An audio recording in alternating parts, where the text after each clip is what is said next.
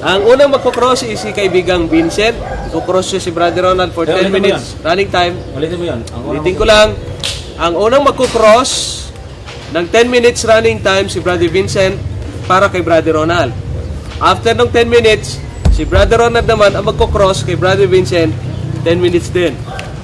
Pagkatapos ng cross-examination nila ng tagte 10 minutes, tagta 10 minuto naman sila ng konklusyon. Okay po? Ready na po ba?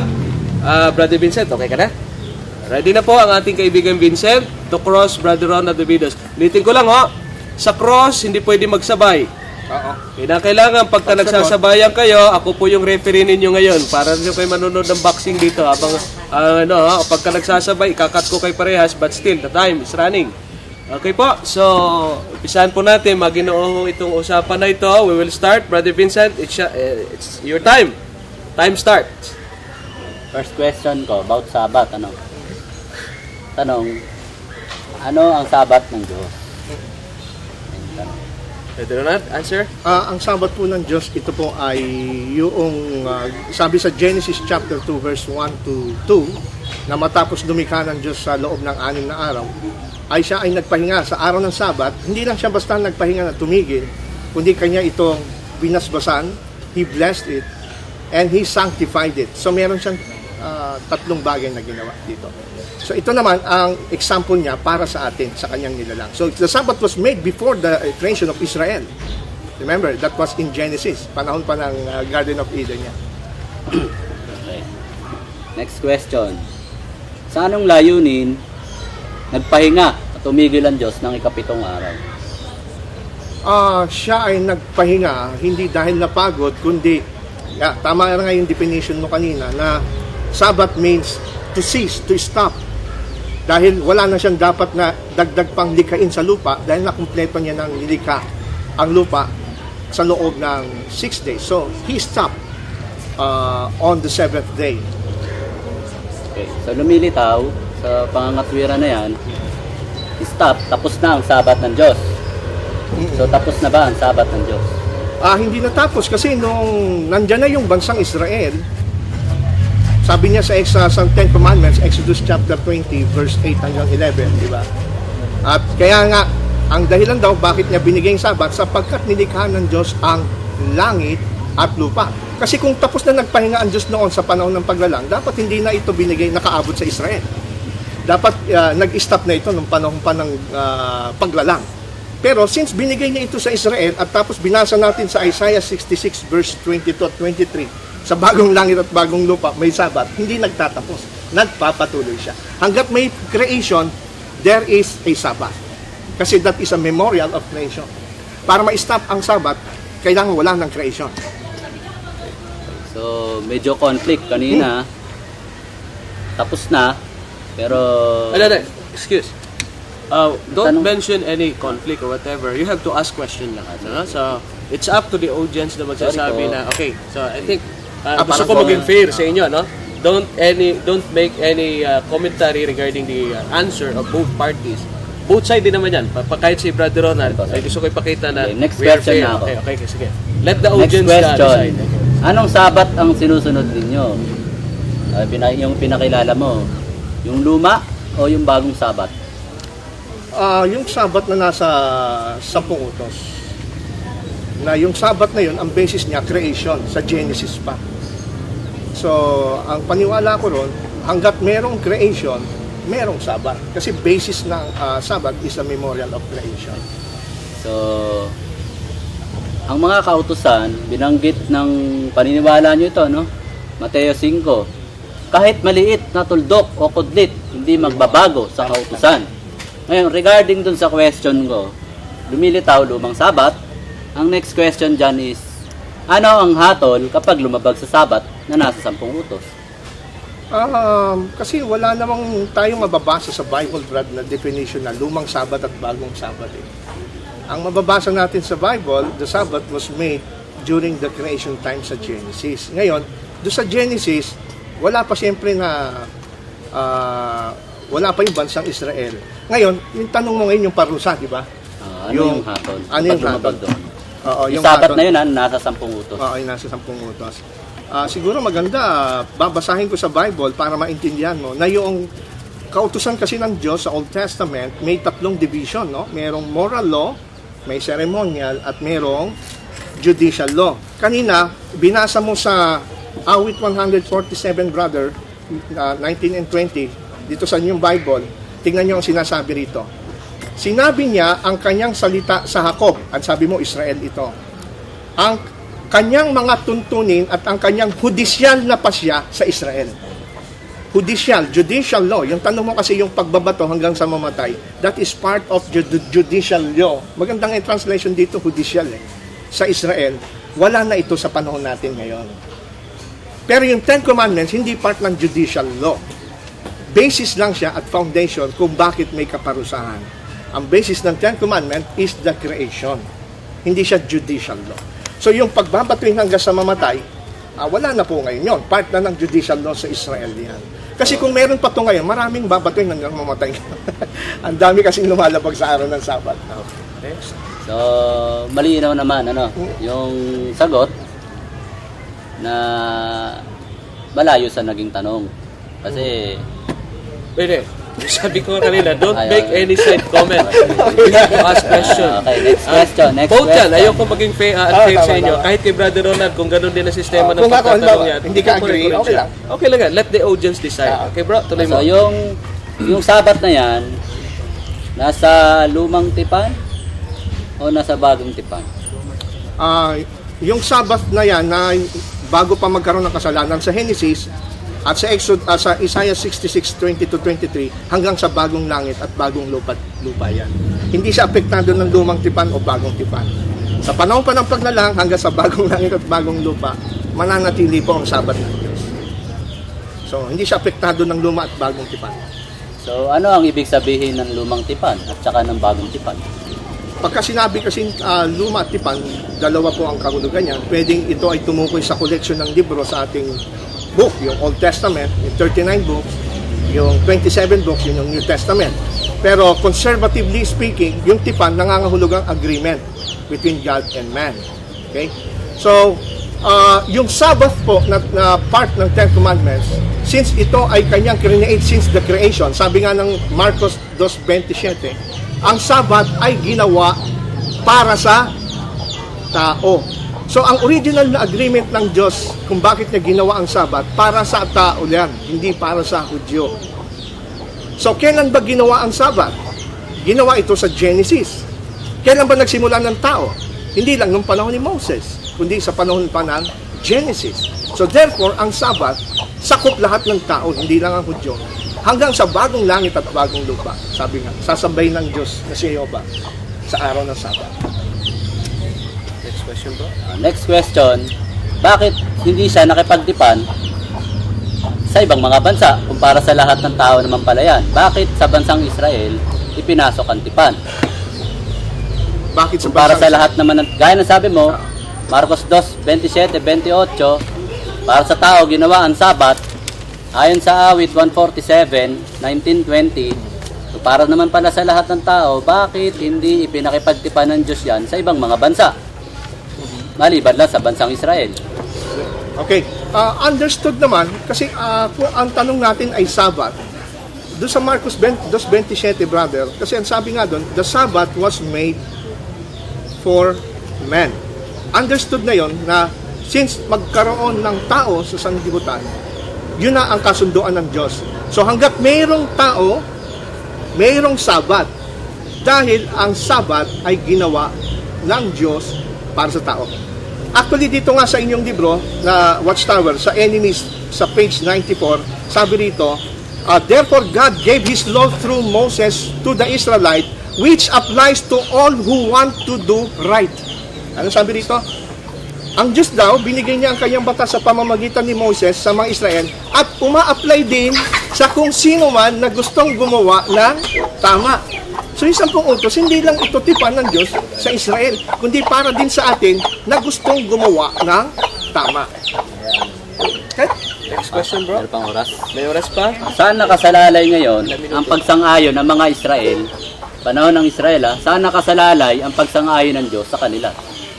Sa kanilang, nakadepende? Sa kanilang pagsunod. Kaya nga sila pinagalitan ng Diyos eh. Kaya hindi mo pwedeng hindi sundin. Malinaw na yung sagot. Ngayon, ang next question. Sa modern Christians, saan naman nakadepende ang pagsang-ayon ng Diyos? Sa modern Christian, nakadepende ang pagsang-ayon ng Diyos. Unang-una, pag tinanggap mo yung haing pantubos ni Jesus, at kung ikaw ay natubos na ni Kristo at tinanggap mo ito by means of faith, susunod ka na ngayon sa Diyos, magiging masunurin ka sa Diyos. At ang kasama doon sa pagsunod na yon ay yung pagsunod mo sa 10 utos. Kagaya na nangyari sa Israel, Brad. Ang Israel, nung sila ay alipin sa Ehipto, sila ay niligtas muna ng Diyos sa pagkaalipin ng Diyos pagkaalipin sa Ehipto. Tsaka po ibinigay ng Diyos yung 10 utos. Nauna yung pagliligtas bago pagbibigay ng 10 utos. Okay. Hindi ho binigay yung 10 utos nung sila ay nasa Ehipto. Okay, thank you very much. May time pa ba? 10 seconds. Next question lang 10 sana. seconds. Ano ang papel na ginagampanan ng tipang kautusan? Ng tipan, lumang tipan. Ano ang papel na ginampanan nito? Okay, ang I papel. think time is up. Sagutin mo Sige, na lang. sige. Total, nabitin yung kanyang Well, tanong. tama Sagot. naman 'yon. Time. Ang papel na ginagampanan nga nito ay para ipakita sa atin ang ating relasyon sa Diyos at paggalang sa kanyang reputasyon na kinikilala natin siya bilang siya ang Diyos na ating sinasamba at lumalang sa atin. Kaya nga, sabi rito sa inyong libro, the law of God never changes because God never changes. His law points out the way to everlasting life. Yun yung sagot sa tanong mo, anong purpose ng law? His law points out the way to everlasting life. No creature will ever be given life everlasting who willfully, that is intentionally, violates God's law. If man chooses another God for his God, Jehovah will not grant to him that man life. For a man to violate the fundamental law of God means that man must put himself on the side of the devil, who therefore leads him to destruction. For the benefit of man, then God provided in His law that man should have no other God before Him, before God alone is the source of life. Yan ang purpose ng law. Maging guidance natin at ipakilala na siya lang ang Diyos na susundin natin, and it is the expression of His will. Pag nilabag mo daw ang kautusan, particularly the 10 Commandments, ang tinutukoy ng context ng libro nyo, sa side ka ng devil. Ayun. Yun po ang masasabi ko. Okay, thank you very much. So, tapos Pwede na po. sa konti lang Okay. Gusto ko lang linawin Long, agreement, tipan, ang nais kong itawid pansin doon. Ano ang purpose ng agreement on tipan, yung lumang tipan na yun? Kaya lang, wala akong doubt doon sa sinabi niya na purpose of law. Tama naman lahat yun. Pero ang point ko is yung agreement. What's the reason? Why may agreement? Bakit may tipan?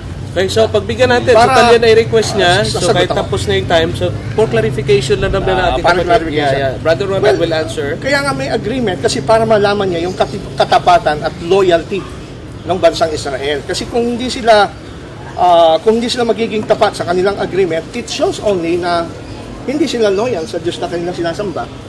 Tsaka hindi sila tunay na bayan ng Diyos. Yun ang the reason why God made an agreement. Kasi yun ang paraan niya para maproteksyonan niya ang kanyang bayan laban sa maling pagsamba. That is the purpose of agreement. At doon niya makikita kung talaga bang sila susunod o hindi. Okay, thank you very much. I think naging fair naman tayo. Pinagbigyan din natin ng kapatid na kaibigan. Ngayon po ay atin namang si Brother Ronald naman ang magko-cross sa ating kaibigan, Brother Vincent. At for 10 minutes running time, again, same principle, same rules ang ating gagawin. No side comment. Okay, gusto natin maging fair at patas yung ating pong gagawing pakikipag-usap. Brother Ronald, it's your time. Sheila, starts. 10 minutes, no? 10 minutes running time. Okay, Brother Vincent, gaano ka-importante sa saksi ni Jehovah ang paggamit ng pangalan na Jehovah? Gaya nga nung sinabi ko sa mga pahayag ko kanina, nakasalalay dito kasi yung nakapaloob sa pangalan na Jehovah, yung reputation nito. Dahil kinikilala namin na ang pangalang Jehovah, base sa binanggit ko kanina, ay nangangahulugang maging, galing sa verb yun. Kaya lahat ng nilayon at sinilita ng Diyos ay matutupad dahil yun ang kahulugan ng pangalan niya. Magiging gayon. Kung kinakailangan ng Diyos na maging tagapagsanggalang, magiging gayon. Kung kinakailangan ng Diyos na Jehovah na maging provider, magiging gayon. Kung kinakailangan ng Diyos na maging hukom, magiging gayon. At kung kinakailangan ni Jehovah na maging tagahatol, tagapuksa, magiging gayon. So sa lahat ng bagay ay magiging gayon. Kaya lumilitaw na ang pangalang Jehovah galing sa pandiwang Hebreo na yan na maging ganun ka-importante yan. Nakapaloob lahat ng dyan, ang layunin niya, mga plano niya, mga sinalita niya bilang garantiya. Okay, ganun so, kahalaga yung pangalan niya. Para sa iyo, Brother Vincent, ano ang mas mahalaga sa Diyos? Makilala yung katawagan o yung bigkas na pangalan niya o yung kanyang tipan sa kanyang bayan? Alin ang mas mahalaga sa Diyos? Malaman yung pangalan niya, yung bigkas ng pangalan niya, o makilala ang kanyang tipan? Anong mas mahalaga doon? Kung pagtitimbangin dalawa lang naman ang pagpipilian. Pagtitimbangin natin, napaka-importante ng tipan. At sa lahat ng tipan, involved yung pangalan pa rin yun. So, hindi pwede ba na magkipagtipan ng Diyos sa kanyang bayan nang hindi involved yung pangalan niya? Sabi ko nga kanina, sa Ezekiel 20, di ba? Sa lahat ng kinikilos ng Diyos, kumikilos siya base para sa kanyang pangalan. Paano mo ipapaliwanag yung nandito sa Exodus chapter 6 verse 3 and 4? Sabi niya, at nagpakita ako noon kay Abraham, kay Isaac at kay Jacob bilang Diyos na makapangyarihan sa lahat, ngunit may kinalaman sa aking pangalang Jehovah, hindi ako nagpakilala sa kanila. So hindi siya nagpakilala kay Abraham, Isaac at Jacob. Pero sa verse 4, ang sabi niya, at itinatag ko rin naman ang aking tipan sa kanila. So ang Diyos na Jehovah, nakipagtipan pala siya kay Abraham, Isaac at Jacob, pero hindi daw niya pinakilala yung kanyang pangalang Jehovah. Paano mo ipapaliwanag yun? Kasi parang lumalabas dito na kahit pala hindi mo alam yung bigkas ng pangalan, pwede kang makipagtipan sa iyo ang Diyos at kikilalanin ka niya Okay, bilang bayan. sagutin ko na, balikan natin yung tipan kay Abraham. Pakisuyo, tingnan nyo yung tipan kay Abraham ng Diyos. Genesis 22. 17 at 18. Ito yung Bible ko. Genesis 22, 17 at 18. 18. Nakita nyo na, sabi ganito, At tiyak na pagpapalain kita, at tiyak na pararamihin ko ang iyong binhi tulad ng mga bituin sa langit, tulad ng mga butil ng buhangin na nasa baybay dagat, at aariin ng iyong binhi ang pintuang daan ng kanyang mga kaaway. At sa pamamagitan ng iyong binhi, ay tiyak na pagpapalain ng lahat ng bansa sa lupa ang kanilang sarili dahil pinakinggan mo ang aking tinig. Doon sa Genesis, yung pinakamalawak na katuparan ng pangakong iyan, tipan na yan kay Abraham, hindi talaga yan nasaksihan at napatunayan ni Abraham. Although, may kinalaman sa pagkasilang kay Isaac, at iba yung pananampalataya niya at pinatunayan ito at natupad naman iyon. Pero yung pinakamas malawak na katuparan ng pangakong ito, na yamang ang tinutukoy na binhi dyan, yung Genesis 3:15, mga kaibigan, balikan yun. Diyan nakasentro lahat yan sa binhi. In-identify yung binhi, unti-unti, para matrace kung sino yung binhi na to sa pamamagitan ng mga tipan. Una, para makilala kung sino yung binhi, ipinakilala yung binhi sa pamamagitan magagaling kay Abraham. Diba? Yan yung isa yan. Karugtong pa niyan, mga kaibigan, katapos niyan, nagkaroon din ng ganyan tipan ang Diyos. May kinalaman sa binhi kay Isaac, sunod na anak, kay Jacob, sa mga anak ni Jacob na si Juda, upang ang linya ng binhi matrace. Si Yeso Kristo yan. At yung katuparan na yan, hindi naman talaga nasaksihan ni Abraham. So, kinamatayan niya to. Saglit. Okay, at dun sa Exodo 6:3, yun ang ibig sabihin nun. So, yung palang sabihin doon hindi lang yun. Hindi lang yun. May kinalaman din sa ibang mga pangako. Nais ni Jehovah ipakilala ayon sa layunin at kahulugan ng pangalan na yun. Hindi yung pronunciation ng Jehovah. Okay. So, ibig sabihin, kahit hindi mo alam yung tamang pronunciation, at hindi mo pinopronounce ito, pwede ka pa rin kilalanin ng Diyos at makipagtipan siya sa iyo. Oo, tututusin, doon sasagutin ko yan, ang tipan, ginagawa ng Diyos sa panapanahon at may mga tipan na ipinakikipagtipan siya na merong layunin. Katulad ito, tipan kay Abraham, tipan sa bansang Israel, di ba? Okay. Tipan kay Jacob, kay David, kay Jesus. Kaya gusto ko linawin at maunawaan nating lahat sana kung bakit nakikipagtipan ang Diyos sa anong layunin. Okay. Ngayon, ang tipan na yon, tapos na yon, wala nang pakikipagtipan na isinasagawa sa kasalukuyan dahil nakumpleto na ang Biblia. Ngayon, kung ganun ka-importante, kasi alam ko sa saksi, hindi ka pwedeng manalangin na hindi mo gagamitin ang pangalan ng Diyos na Jehovah, di ba? Hindi, walang rules na sinabing wag gamitin ang pangalan ng Diyos. Although alam namin at kilala namin kung ano yung pangalan ng Diyos, natural na ginagamit yun. Okay. So ngayon, paano mo explain yung kaninang pinakita ko na mga evidence na bakit sa New Testament, yung manuscript, ancient Greek manuscript, actually may dala ko nito na Kingdom Interlinear, bakit doon sa Greek text nito ay wala yung pangalang Jehovah o bakit wala yung Tetragrammaton? Sabi ng inyong libro, yung ancient Greek manuscript, wala kahit isang beses hindi lumitaw yung pangalan ng Diyos. Kung ganun ito ka-importante, gaya ng paliwanag ng saksi. About research kasi yan, ano? Alam nyo, gaya nung binanggit ko sa inyo, Daniel 12:4, Daniel 12:4, ang hula, may kinalaman sa bayan ng Diyos, may binanggit dyan pagpaparot parito. May kinalaman sa mga pahina ng Biblia. So, ibig sabihin, pag-aaral yan, pagsisikap. At ang liwanag niyan, nagpapatuloy, aabot hanggang sa panahon ng kawakasan. At ang liwanag, gaya ng kinote mo rin kanina, Kawikaan 4:18, unti-unti. At ang pagkakagamit mo nga lang ng ilustrasyon ay kandila. Pero sa Biblia, ginagamit, hindi ganon. Mula sa kadiliman, tungo sa pagbubukan liwayway, hanggang sa ang araw ay malubos. May kinalaman doon yun, hindi, hindi okay. ba pagka nagbubukang liwayway, nagpapaliwanag ng paliwanag yun?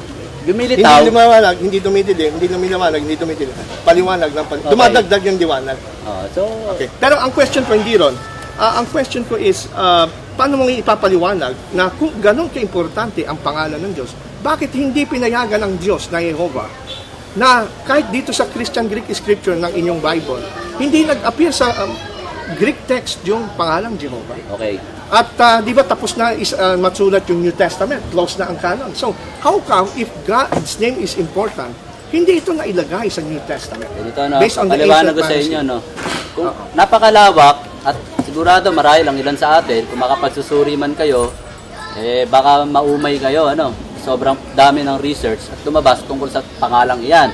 Pero ito masasabi natin. May mga nahukay pa na mga lumang mga scrolls. Halimbawa, search nyo, tinatawag na Dead Sea Scrolls. At meron ng tinatawag na mga Masorets. Na mga yung Greek Septuagint. Alam niyo yung Septuagint, mga kaibigan. Pagsipi, gaya ng binanggit ko sa inyong comparison, pagsipi mula sa Hebreong kasulatan tungo sa Griego. Ginawa na yan ng mga Masorets at may mga ebidensya na ginamit sa Hebreong kasulatan ang Tetragrammaton. Meron pa bang maipapakita ngayon ng ebidensya? So, gaya ng sinasabi mo kanina, ang ebidensya, nandiyan yan. Pero ngayon, may dala ka bang ebidensya? Papakita ko sa inyo na wala. Okay. Wala kayong makikitang ebidensya. Meron lang akong 1 Pero, minute. saglit lang. Tatanong ko last question kasi 1 minute na lang. Sige. Tanong ko, sabi mo kanina, ang tunay na saksi at tunay na bayan ng Diyos, hindi nakikibahagi sa sanglibutan. Ngayon, ang question ko, bakit ang Jehovah's Witnesses ay may nakipag-ugnayan siya sa United Nations for 10 years. Tapos pagdating noong year 2001, tsaka nila diniscard yung kanilang relationship sa United Nations. Di ba para sa Jehovah's Witnesses, ang United Nations, part ng Babylon yan. So bakit kayo member ng United Nations? Correct ko lang ang United Nations, hindi sinasabi ng part ng Babylon yan. Ang Babylon ay lumalarawan sa pambuong daigdig na imperyo. Pero hindi ba sa Bible niyo, yung Revelation 17, yun yung United Nations? Yung babae na sinasakyan ng beast, di ba yun ang United Nations? Sa Revelation 17? Depende kung ano yung tinutukoy na mabangis na hayop doon. Meron doon sa Revelation, medyo may kalabuan na informasyon na nalalaman si Mr. Ronald tungkol dyan. Sige, thank you. Laging fair kanina, di ba may last question? Pwede naman. Pwede naman yan. Bigyan natin na isang last question and then sumagot bro para fair yun ang request ng mga kapatid. Sasagutin ko yun tungkol doon sa Revelation. Kasi pagbigyan natin siya muna sumagot. Kasi sa Revelation na yun, mga kaibigan, may mga hayop na tinutukoy dyan. Yung hayop na sinasakyan na sinasabi niya sa chapter 17 ng Apocalypse, yung babaeng patutot, harlot, lumalarawan yan sa Babylon, yung dakila. Ngayon, pero ito po yung last yung question sinasakyan niya, lumalarawan sa mga hari ng buong tinatahanan lupa. Okay. At may 7 ulo, 7 world power, 10 sungay in mass total, gross total ng mga bansa. Okay, etong question ko po, brother. Meron kayong libro yung bago ngayon na Isaiah's Prophecy, Light for All Mankind, Volume 1, no? Volume 1 and 2. Page 153. Sabi rito, the wild beast represents the United Nations Organization. Thus, the modern-day Assyrian nations associated with the United Nations will deal Christendom a mighty blow and will crush her out of her existence. So yung wild beast daw na binabanggit represents the United Nations. Kaya hindi daw dapat makibahagi ang bayan ng Diyos. Pero bakit lumalabas dito nung nag-inquire kay Paul Hoffel na Chief NGO Section ng Department of Public Information ng United Nations, sinasabi rito na ang Jehovah's Witnesses ay part ng association noong 1991. At nung malaman ito at na-expose na ang Jehovah's Witnesses ay hindi dapat nakikibahagi, sabi nila, wild beast yun eh. So paano mo i-explain ngayon ito na masasabi nyo hindi kayo part of the world? Ganito na lang, pinakasimple yung sagot. Unang-una, sino makapag-confirm sa atin ng personally sa impormasyon na yan? Ito mismo, personally, ang sulat mismo ng Paul Hoffel. Personally, sino sa atin makapag-confirm personally? Personally, ito mismo yung sulat ng Chief NGO Section ng United Nations. Babasahin ko kinalaman sa ganitong mga lumalabas na mga, hindi lang yan, napakaraming ganyan na questions about Jehovah's Witnesses, puro naglalatag ng mga reference na katulad ng ganito, may kinalaman sa doubt, may kinalaman sa organization ng mga Jehovah's Witnesses. Pero ang pinakatanong lang dyan, at ang sagot dyan, unang-una, saan ang galing? Okay. Ngayon, alam ba natin, dali lang. Kasi na ako sumagot, kasi naubos yung haba eh. Kine-question kasi niya yung evidence natin. This is the reference, Mr. Moderator. Kasi alam ko, hindi niya nabasa to. Alam ko, first time niya narinig to. So, ang sagot na lang niya is just to ignore it. Pero you cannot ignore just like that the evidence. This is reference. This is a reference. For verification, sabi rito, contact the letters accuracy, for the letters accuracy, contact Paul Hoffel, bibigay ko sa iyo mamaya address, Chief NGO Section, Department of Public Information, Room S1070L, United Nations, New York, 10017. May fax number pa, may phone number pa. Kompletong information natin. So, I think we cannot just ignore the evidence na how come, ang point natin is, you cannot just ignore. Siguro, mas maganda sabihin natin na, sige, susuriin ko na lang yan. Tingnan natin kung tama. Kesa sasabihin natin na, hindi totoo yan, mga chismas lang yan. Kasi ako mismo na-verified ko to. That's why I have here a photocopy. Pinaliit ko na lang. Ito may pirma mismo ng Chief NGO ng United Nations. Ang Watchtower Society ay member ng United Nations. Okay. Yun lang. Sangayon ako doon. Ayon sa sinabi mo na dapat suriin natin. Yun talaga dapat. Thank you very much. Thank you. Maging sa inyong lahat, sa ating lahat. Suriin talaga natin. Ano ang purpose ng sinasabing participation na yun? Napakaganda diba? po. Napakaganda po. Napakaganda sana kung ituloy pa natin yung cross-examination. Pero yung ating agreement is tagi-isa lamang po ang cross-examination. Alam ko nabitin kayo pero yun ang kanilang agreement. So ngayon po ay maganda naman ang naging cross, ano? Malinaw, fair at maginoo parehas yung panig. Kaya lamang ay napakagandang bagay rito yung binitawan ni Brother Vincent. We must be an open-minded person. Kasi dito sa ating ginagawang pag-aaral, kung hindi tayo open-minded, even hindi lamang siya, kundi maging tayo, hindi tayo makakarating doon sa progressive na revelation na ating binabanggit kanina. So I do believe that Brother Vincent ay talagang magsusuri din naman siya, kamukha natin, para lalong madagdagan pa yung ating kaalaman, particular sa mga issue na ating tinatalakay. So ngayon po ay ating maririnig yung huling bahagi nila, which is the conclusion, bago tayo maghiwalay at bago tayo kumain ng ating... hindi pa tayo maghiwalay kasi meron pa tayong part na sa audience naman, po. Pwede ba? Ibigyan din natin si Brother Vincent ng file para dito. Okay? Ready na? Okay?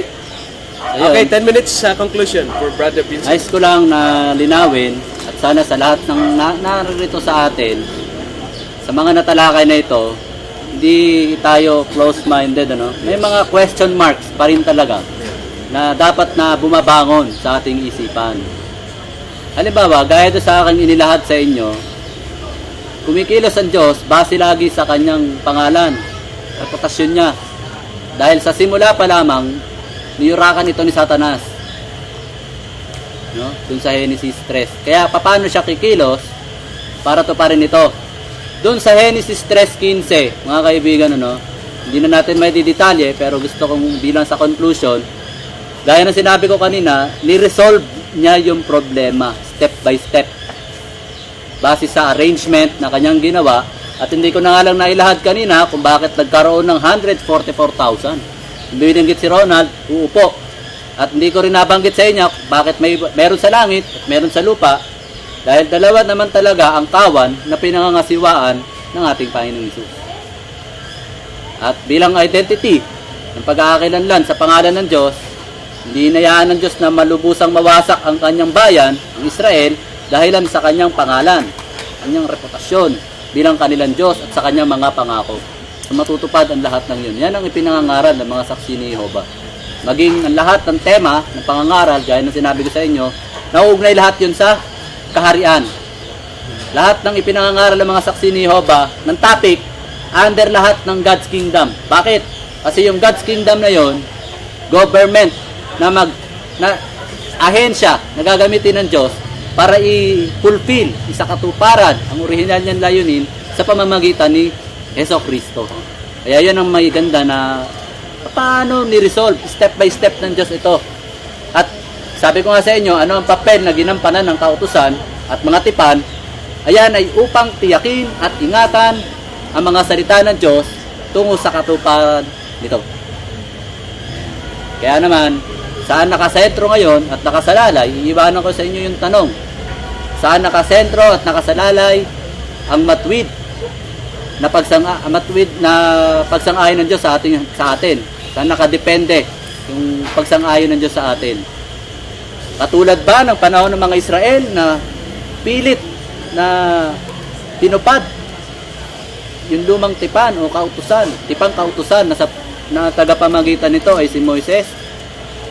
O yung bagong tipan na kung saan isinulat ito sa puso ng mga tao?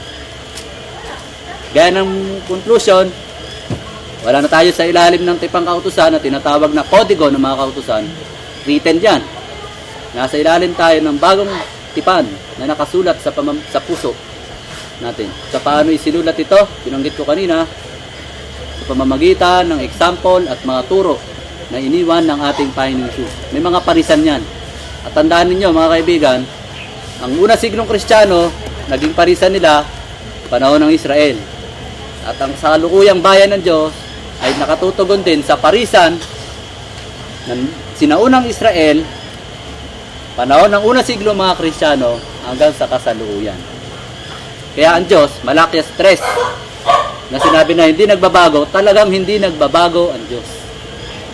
Hindi siya nagbago. Maging sa kautusan na sinasabi natin, hindi namin sinasabing inalis yan. Hindi. Nandun lang yan sa dalawang utos na binanggit ng ating Panginoong Diyos. Mateo 22:35 hanggang 40. Kaya sana, rinawa, mga tanong na bumabangon sa ating isipan, pwede nating step by step pag-aralan. Hindi natin makukuha ng isahan ito. Hindi step by step. Kaya kami mga saksi ni Jehovah sa buong daigdig, gumagamit ng yamang ang Biblia, inilalarawan ito bilang isang balon, no? Isang malalim na balon. Kinakailangan nating gumamit ng pansalok para makakuha ng tamang impormasyon. Kaya gumagamit ang mga saksi ni Jehovah worldwide ng mga panalok katulad nung dating ini-study sa kanya. Maaari kayo mabuhay magpakailanman sa paraiso sa lupa. Ang kaalaman na umaakay sa buhay na walang hanggan. At yung latest na ginagamit namin ngayon, kung ano ba talaga ang itinuturo ng Biblia. Topical for discussion. Pag-aaral ayon sa paksa. Ganyan ang ginagawa ng mga saksi ni Jehovah. So, maraming salamat. Magandang hapon. At nais kong paunlakan yung inyong mga tanong hanggang sa aking abot lang naman na makakaya. Sa aking munting talino na taglay, masasagot ko yan. Kung hindi ko man masasagot sa kasalukuyan, marahit sa hinaharap. Yaman kami, at tayo lahat ay patuloy naman na nagsasaliksik ng banal na kasulatan. Amen. Okay, ilang oras pa? Ilang minuto pa? 4 minutes. Pero nasabi niya na naman. Palakpakan po natin ang ating kaibigan. Thank you. Okay, mamaya pa po, meron pa pong konklusyon si Brother Ronald. So ngayon, bigay natin yung huling 10 minuto naman na konklusyon ni Brother Ronald. At pagkatapos nito, ihanda nyo na inyong mga tanong. Pwede nyo iba to sa magkabilang panig kung kanino nyo banggitin. At ang sistema ng ating question, kamukha nung dati, kung sino yung tatanungin ninyo, magre-react yung kabila para maging may reaction. Halimbawa, tinanong niyo si Brother Vincent, sumagot si Brother Vincent, magre-react din si Brother Ronald for the fun. Kung tinanong si Brother Ronald, sasagot si Brother Ronald, pwede rin mag-react si Brother Vincent. Isang reaction lang. 1 minute lang. 1 minute reaction lang. Okay? So, ganun lang po. At kung maaari, ay kung kaya naman nating dalawang tanong lang para makaikot naman doon sa iba pa magtatanong, ha? Ganun ang ating gagawin. Okay, 10 minutes for Brother Ronald, then dire-diretso na tayo doon sa mga gusto pong magtanong. Brother Ronald. Conclusion po, ang topic po natin ngayon, sino ba ang bayan ng Diyos? Alin ba ang bayan ng Diyos? Saksi ni Jehovah ba o ang Seventh-day Adventist? Ako, naniniwala ako na ang Seventh-day Adventist ang bayan ng Diyos. Unang-una masasabi kong may kakayanan ako masabi yan kasi naranasan ko rin maging saksi ni Jehovah for 16 years. Na-experience ko yan at naging tagapagtanggol din ng pananampalataya ng saksi. Nakabisado ko ang doktrina at inside and out ng Jehovah's Witnesses. But nung nakilala ko ang katotohanan, like for example, the true God, yung tamang paraan ng pagsamba, yung pagsunod sa 10 utos na consistent sa Bible, na walang pinipili, at nakilala ko kung sino si totoong Jehovah, kung sino yung tunay na Diyos. At naalaman ko yung basis ng salvation na ngayon pa lang, sa mga panahong ito, if you receive Christ as your Lord and Savior, sa lahat ng tumanggap sa Kanya, sabi sa John chapter 1 verse 11 and 12, ay binigyan niya ng karapatan na maging anak ng Diyos.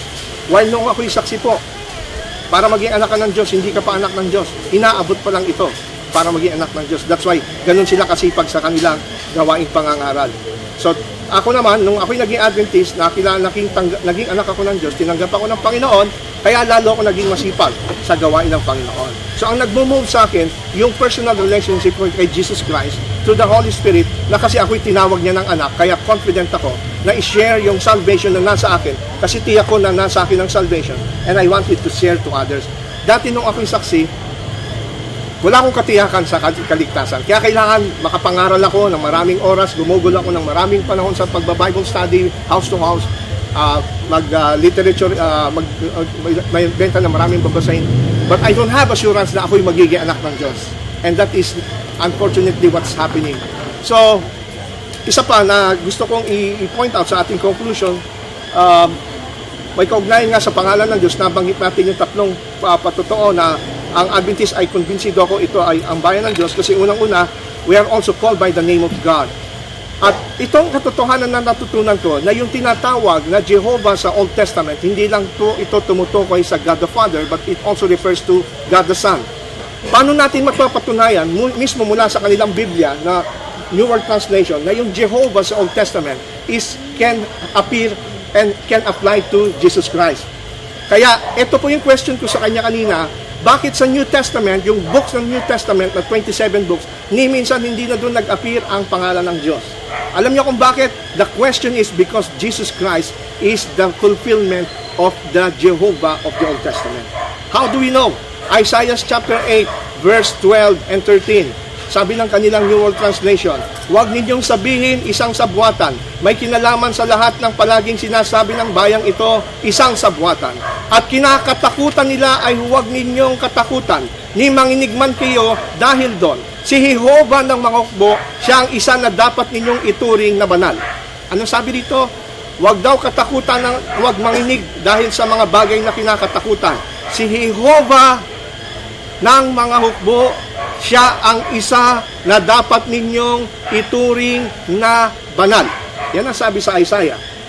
Pagka tinignan po ninyo sa cross-reference ng New World Translation ng Jehovah's Witnesses, ang kasabihan ito ay prophecy.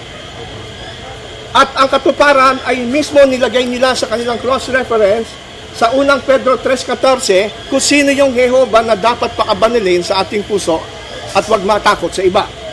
Unang Pedro 3:14, New World Translation. Ngunit kung magdusa man kayo, alang-alang sa katwiran, kayo ay maligaya. Gayunman, kanyang kinakatakutan ay huwag ninyong katakutan. Yun din ang sabi sa Isaiah. ni maligalig man kayo, kundi pabanalin ninyo ang Kristo bilang Panginoon sa inyong puso. Sabi sa Isaias, huwag kayong matakot sa anumang dapat katakutan, kundi pakabanalin ninyo si Jehovah sa inyong puso. Sinabi ng kanilang cross-reference, 1 Peter, natupad sa 1 Peter 3:14, binasa natin 1 Peter 3:15, 14 and 15, na yung palang atuparan nun ay walang iba na Jehovah na ipapakabanalin sa puso ay walang iba kundi si Jesus na ating Panginoon. Anong dahilan bakit hindi na naulit yung pangalan na Jehovah sa New Testament at maging ang kanilang mga libro ay umaamin na hindi nga ito makikita sa New Testament sapagkat si Jesus na. Jesus is the name that is above every name. Ngayon, bakit ako naniniwala na tayong bayan ng Diyos? Kasi wala tayong iba pinapangaral kundi si Jesus at ang kaligtasan na binigay sa Kanya ng Diyos. Pangalawa po, naniniwala po kami na ang Adventist ay bayan ng Diyos kasi hindi kagaya ng bansang Israel, sila ay lumabag sa kautusan ng Diyos. At mismo, inaamin niya na ang reason kung bakit hindi po nagtagumpay at hindi na natili ang bansang Israel bilang bayan ay dahil sila ay lumabag sa 10 utos. Kaya, sa palagay nyo ba sa panahon ngayon, mga kapatid at mga kaibigan, kung meron man magpapakilala na bayan ng Diyos sa ngayon, ano po ang dapat nating i-expect sa sinasabing bayan ng Diyos? Hindi po ba dapat siya ay masunurin sa utos ng Diyos?